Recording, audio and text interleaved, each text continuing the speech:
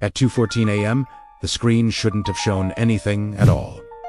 No files, no signal, no trace of life inside the server farm buried beneath 3 layers of anonymized routing. But there it was, a single directory blinking into view like a pulse on a heart monitor that was supposed to be flatlined. That was the moment Daniel Reyes realized he hadn't just stumbled into a system. He'd stumbled into something someone had spent years making invisible. And once you see something like that, it's already too late to unsee it. Daniel wasn't a revolutionary.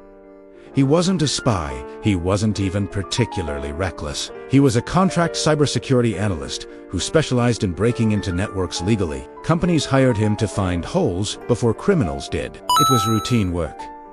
Dry, procedural, mostly boring, until a municipal utilities contract handed him access credentials tied to a federal site. It shouldn't have mattered. Government infrastructure overlaps all the time.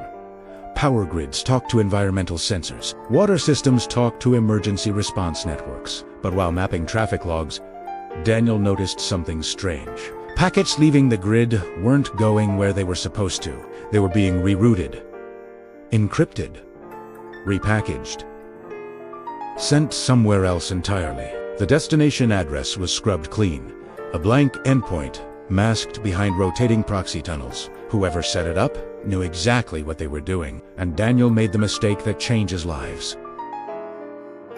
He followed the signal. At first, it looked like standard data aggregation, large-scale telemetry pools, environmental metrics, population density, modeling, nothing unusual for federal analytics. But buried beneath those datasets was something else, a second layer of traffic. Compressed, hidden inside legitimate file transfers, piggybacking on routine uploads like a parasite hiding inside a bloodstream.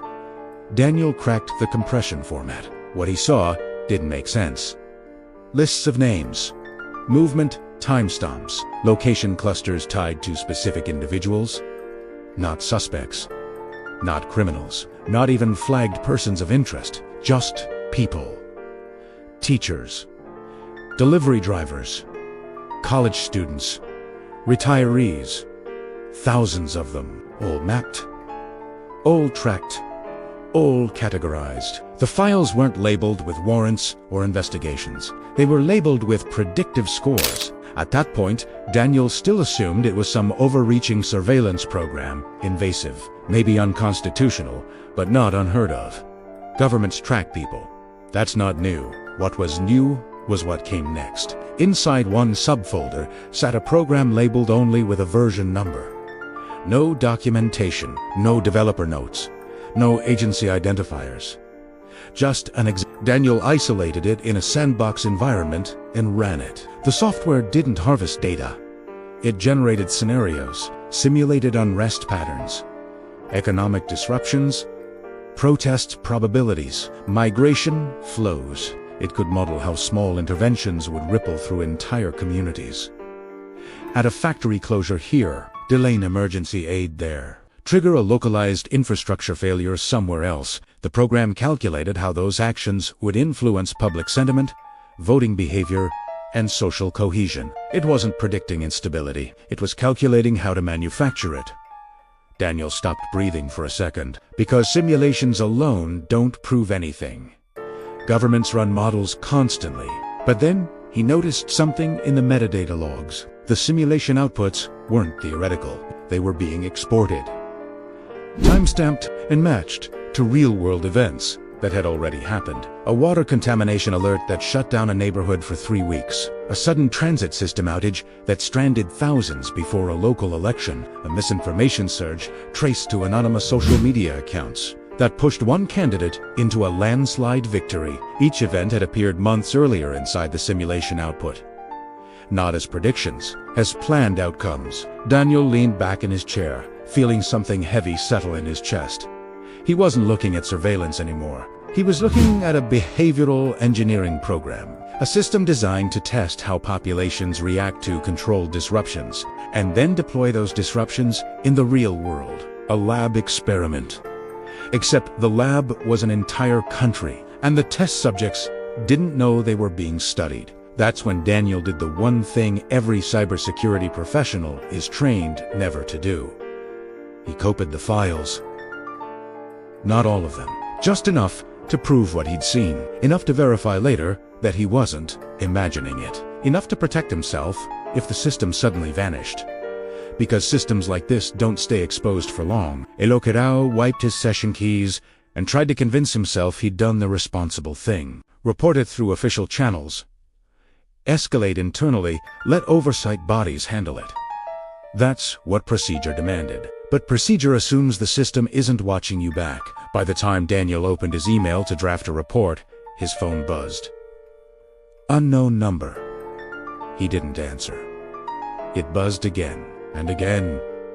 Then his home internet dropped. At first, he thought it was coincidence, until he checked his backup connection and saw something he'd never seen before. His own system logs were being accessed remotely, not scanned. Accessed. Someone was inside his machine, not rummaging around blindly, moving with purpose, navigating directories he hadn't opened in years. They weren't searching for evidence. They were searching for what he took. Daniel pulled the Ethernet cable, shut down the machine, and sat in silence. Because there are only two types of organizations that move that fast: criminal syndicates and governments. The next morning, his contract was terminated. No explanation, just a polite email thanking him for his services. His building's access badge stopped working. His work account vanished. Even his LinkedIn profile showed a sudden employment gap, as if the job had never existed. It wasn't retaliation, it was erasure. Daniel could have walked away, destroyed the files, started over somewhere else. People do it all the time. But once you know you've glimpsed something designed to manipulate millions of lives, silence feels less like safety and more like complicity. So, he reached out to a journalist he'd met years earlier, someone who specialized in government accountability stories. He didn't send the files, he just sent a message. "I think I found something big." The reply came 2 hours later. "Call me from a payphone." Daniel drove across town to a gas station that still had one. He dialed the number with shaking hands. The journalist listened quietly as Daniel explained what he'd found. When he finished, there was a long pause. Then one question. "Do you have proof?" Daniel swallowed. "Yes." Another pause. Then, "You're in danger," the journalist said flatly. They arranged a dead drop. Encrypted drive, no names, no metadata. No digital trail. Daniel left it inside a locker at a train station. By the time he got home, his apartment door was open. Nothing was stolen. Nothing was broken, but every drawer had been searched. Every device unplugged. Every paper moved just slightly out of place. The message wasn't subtle. They wanted him to know.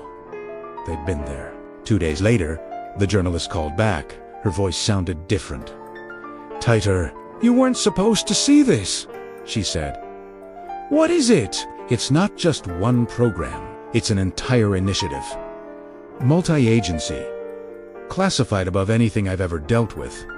Daniel felt his stomach drop. "What do they call it?"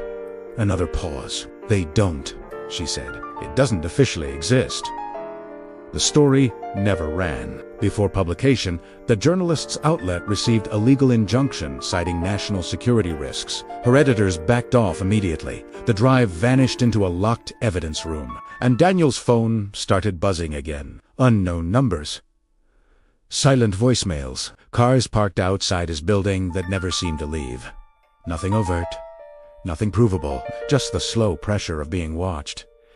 Months passed. Daniel moved cities, took smaller jobs, tried to rebuild something resembling a normal life. But once in a while, he'd see something on the news that made his chest tighten. A sudden localized blackout before a contentious vote. A supply shortage that triggered protests in exactly the demographic clusters he'd seen mapped in those files. Each time, the pattern looked familiar.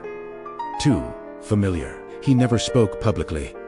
Never leaked the files online, never tried to become a whistleblower, because by then he understood something most people never have to confront. The system he'd found didn't just manipulate events, it manipulated narratives. If he spoke, they wouldn't silence him. They'd discredit him, paint him as unstable, conspiratorial, irrelevant.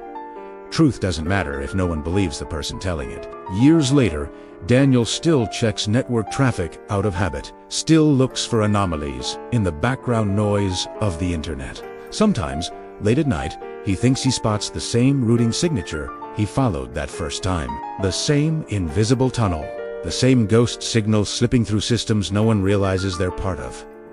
He never follows it now. He just watches it pass, because he knows where it leads. Not to a server, not to an agency, but to something far more unsettling. A machine that doesn't just observe society, it quietly decides what happens next. And the worst part isn't that it exists, it's that if it ever stops, we might finally realize how much of our world was never really our choice at all.